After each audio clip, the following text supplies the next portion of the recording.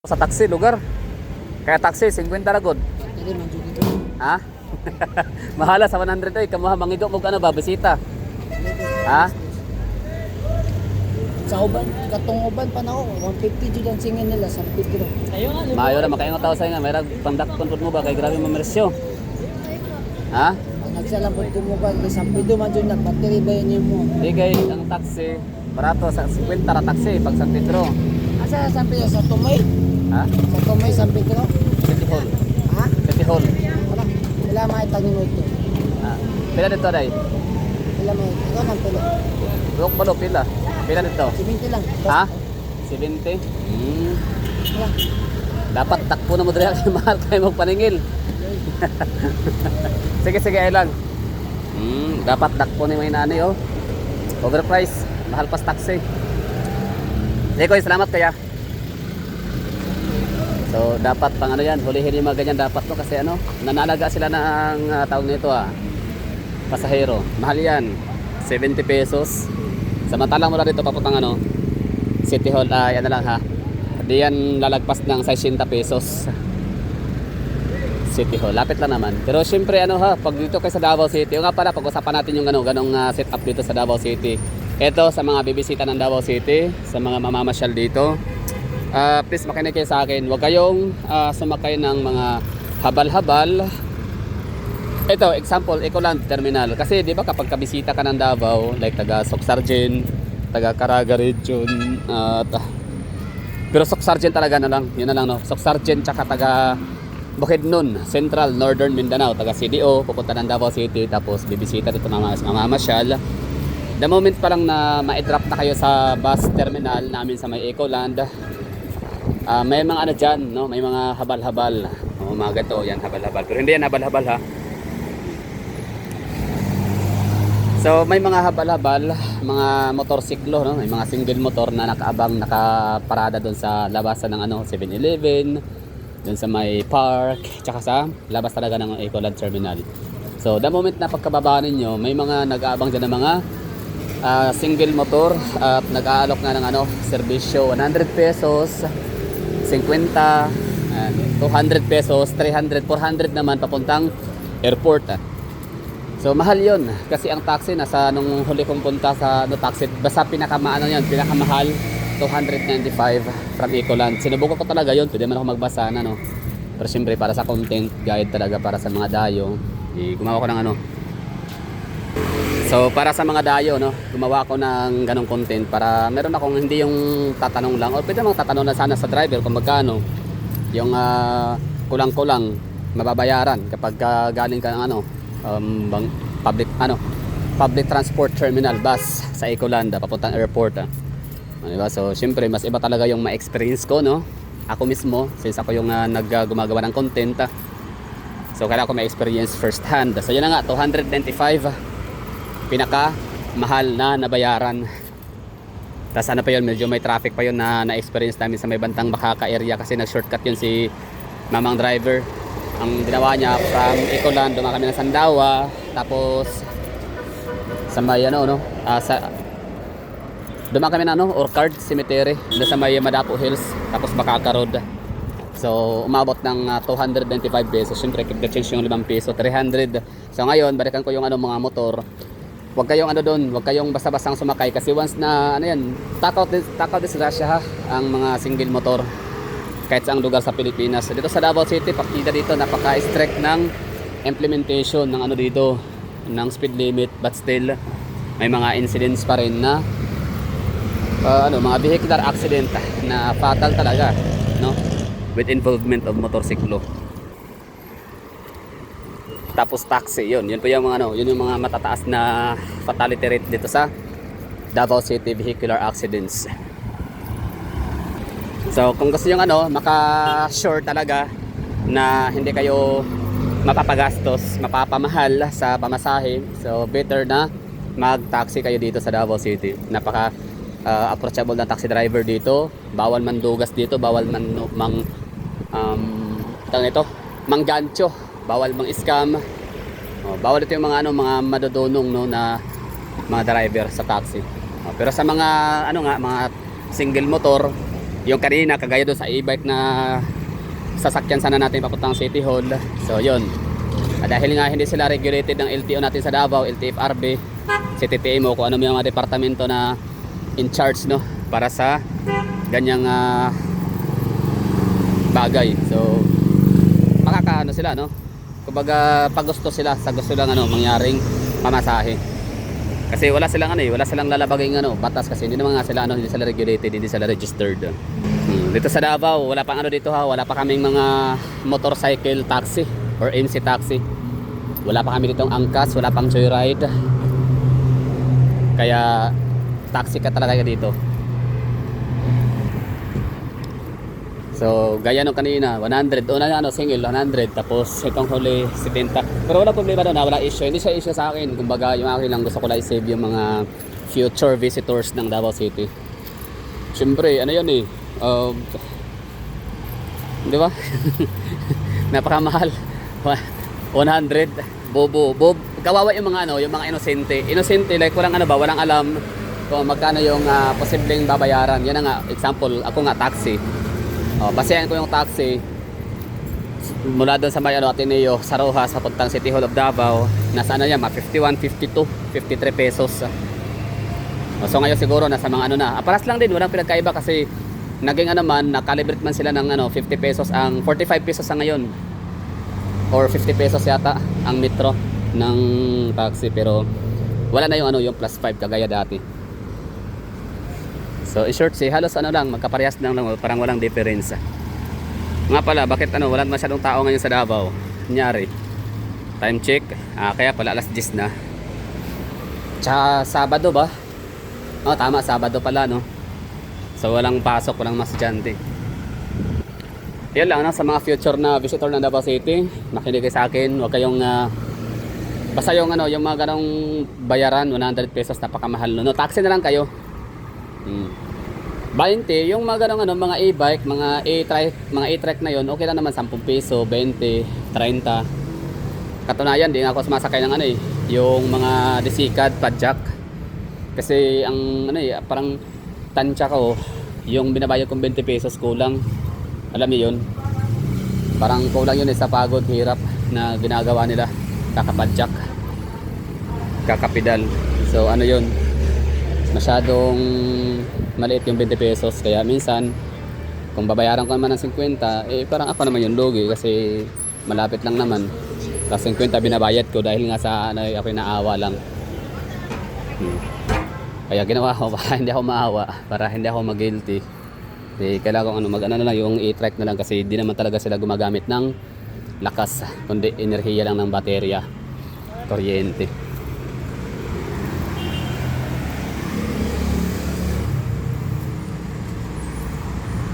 Taxi ulitin ko, huwag kayo sumakay ng I highly discourage na sakay ng mga single motor, kasi nga unang-una, takaw, disgrasya. Pangalawa, hindi sila LTO, LTFRB regulated na mga pamasahe. Oo. Kumbaga, kung hanggat magkano yung sisingilin lang, pagpagusto lang sila, kasi wala silang sinusunod na tarif.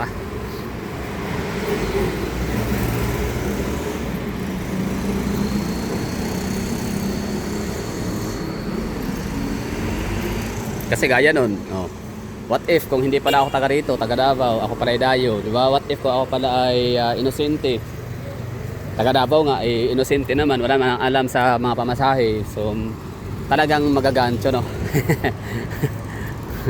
Madudugasan ako ng kung ngayon 100 pesos, lapit lang naman.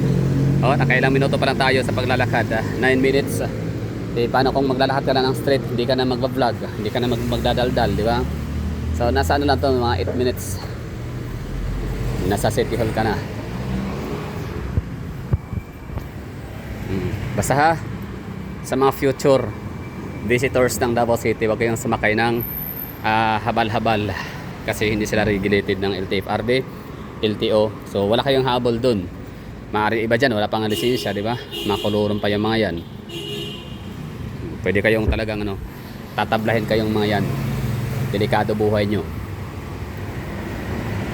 Wala kayong mahahabol na company, no? Kunyari may madisgrasya, angkas nga, joyride sa Manila, Yung mga aksidente, hirap ng habulin, di ba? Kasi kahit pa kumpanya yun, it takes time. May mga job process o ano pala, may mga proseso pa talaga yan, no? Bago natin maklaim yung mga justice na hinahanap natin. Justice. Diba? So what more sa ganyang ano, mga driver no na walang prangkisa na magmaneho. Pwede siguro mga malapitan lang. For example, ginagawa ka na pag traffic, example peak hour.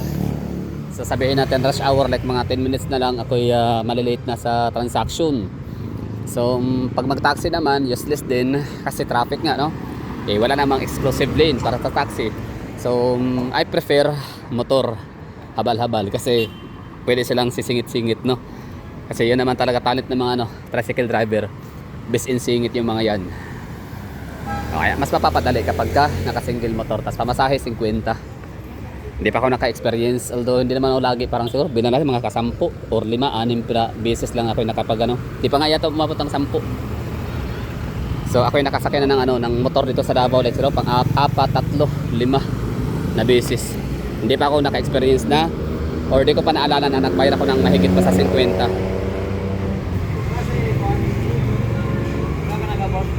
O yan pala, The Morphe Suites, no? Isa rin dyan sa may pinakamurang dito, no? Accommodation sa Davao City.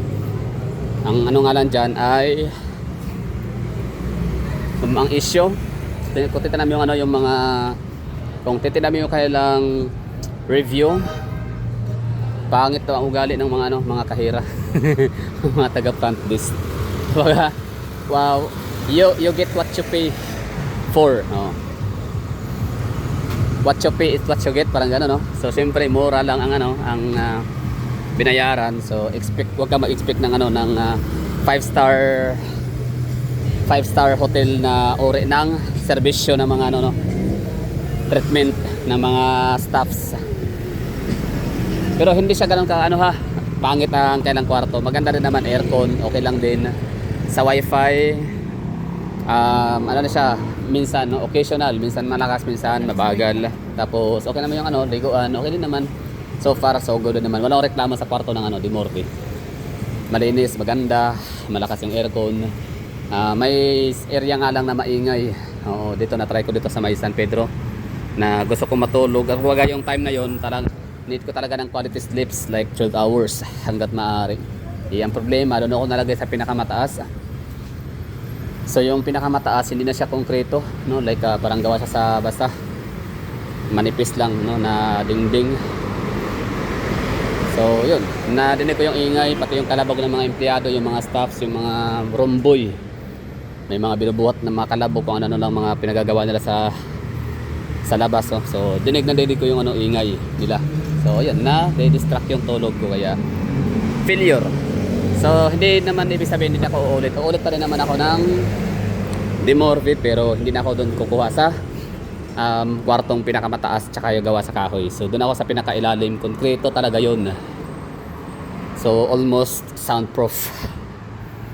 So talagang deep sleep talaga, quality of sleep talaga yung my experience. And yun.